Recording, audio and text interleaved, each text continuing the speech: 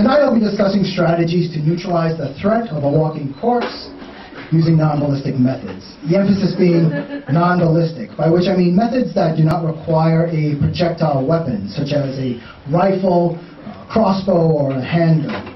I know that this lecture series is typically very lighthearted, so I hope I don't dampen the mood with such a practical topic. But the information that I'm providing will no doubt be useful to you at some point in the future. This is the first time this information is being presented to the public in such an open forum, so I must begin with a word of caution. The methods that I'll be describing are meant to be used only against the living dead. Do not try them against family or friends, unless they're undead, and definitely do not use them against other living opponents. The techniques were specifically designed to take advantage of traits exhibited by the living dead and may not be effective against other types of opponents. All right? Then let's begin. They are known by many different names: walking plague, hell's minions, the living dead. But they all fall under the same scientific subspecies class, commonly known as the zombie. Now, in case there's any confusion, let me clarify. A zombie is a formerly human being that has become deceased, reanimated, and now exists with one sole purpose: to devour the flesh of living humans. Much has been written about, fantasized, and manipulated regarding the zombie, so I thought it would be beneficial to start by dispelling some common misconceptions. Misconception 1, zombies can run. Let's start by watching this clip.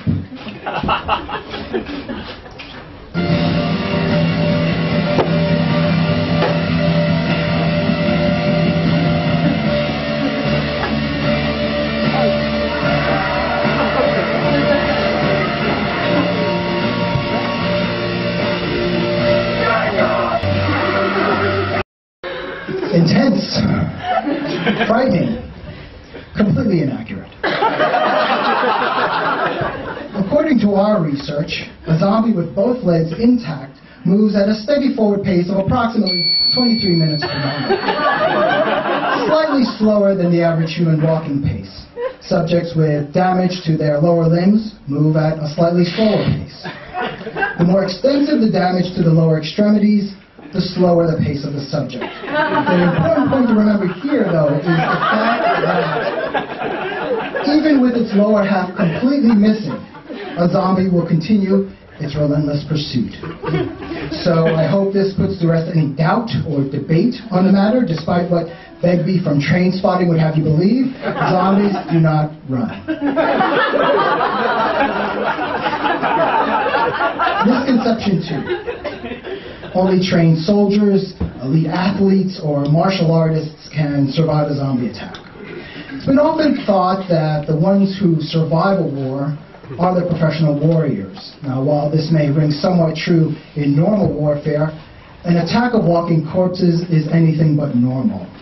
Research has shown that successful survivors of undead outbreaks come from all walks of life. You do not have to be a soldier, a professional fighter, or a master of some exotic or esoteric martial art.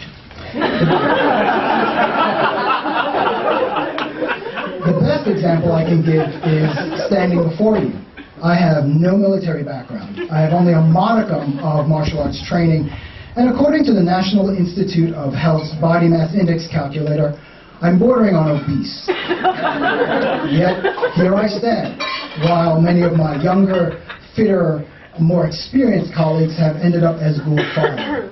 The primary reason is because I've taken the time, as have all of you tonight, to acquire the right type of knowledge to face this unique type of attacker.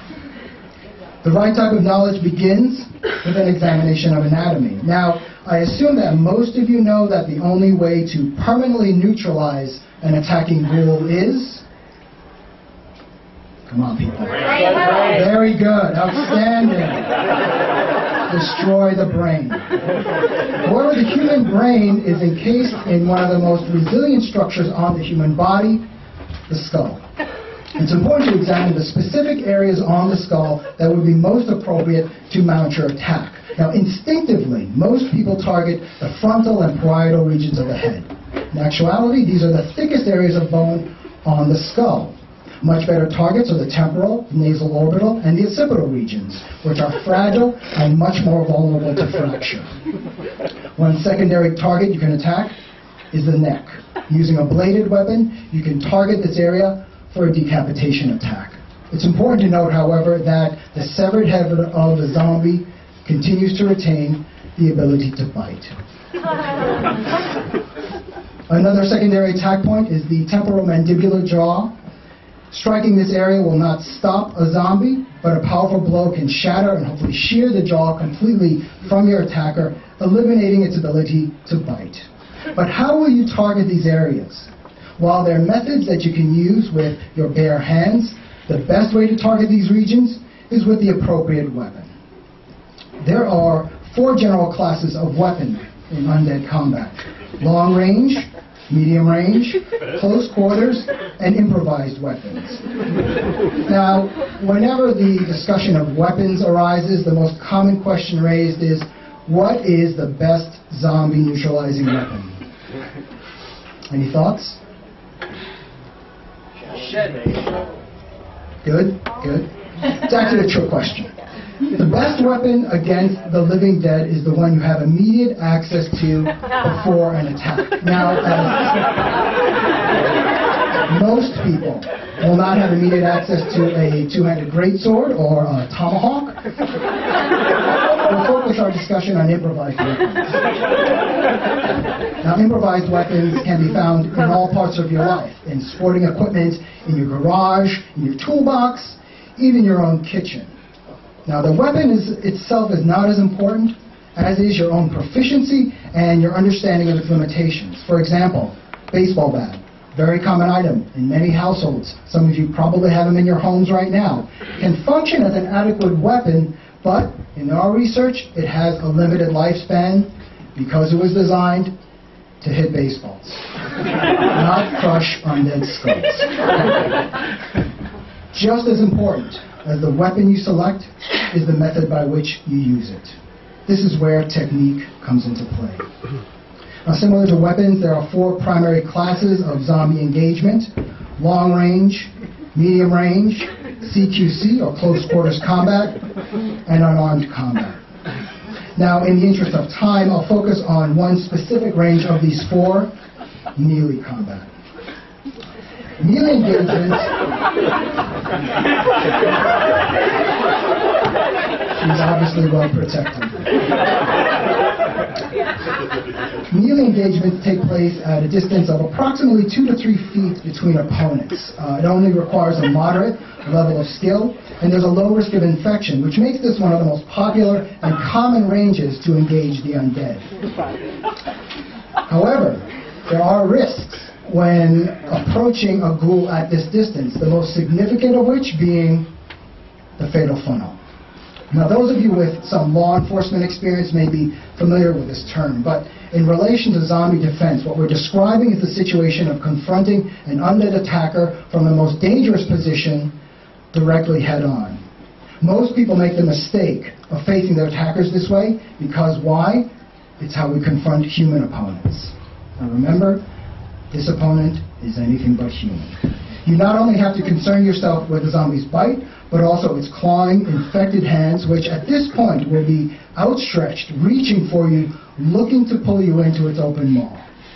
The triangular sector comprised of the mouth and the 2 outstretched hands is what's known as the fatal funnel. A much better strategy is to take advantage of the zombie's limited speed and coordination to work the perimeter of your opponent. This can be done with a simple movement that we've named the Stracer's technique. Same situation as before, except on the approach, you're going to sidestep or strafe to the left or to the right of your opponent, thus avoiding the fatal funnel. From here, you're going to circle your opponent, exposing some of the target areas that we discussed earlier. Now, you can launch an attack from this position, but there is a small risk of being pulled in by an outstretched ghoul's hand. The best position that you can take is to continue circling around your opponent until you're completely behind it so you can deliver a finishing blow. That actually brings us to the end of this presentation. Now, we've covered a lot of information in a very short amount of time, most of which you'll probably forget. But I hope that you retain even a small portion of what was presented, because in this age of biomanipulation, of human genome research, of super pandemic, it's not a question of whether if a zombie outbreak will occur, but when. Hopefully what I've provided will be enough for you to survive and make it safely out of Brooklyn.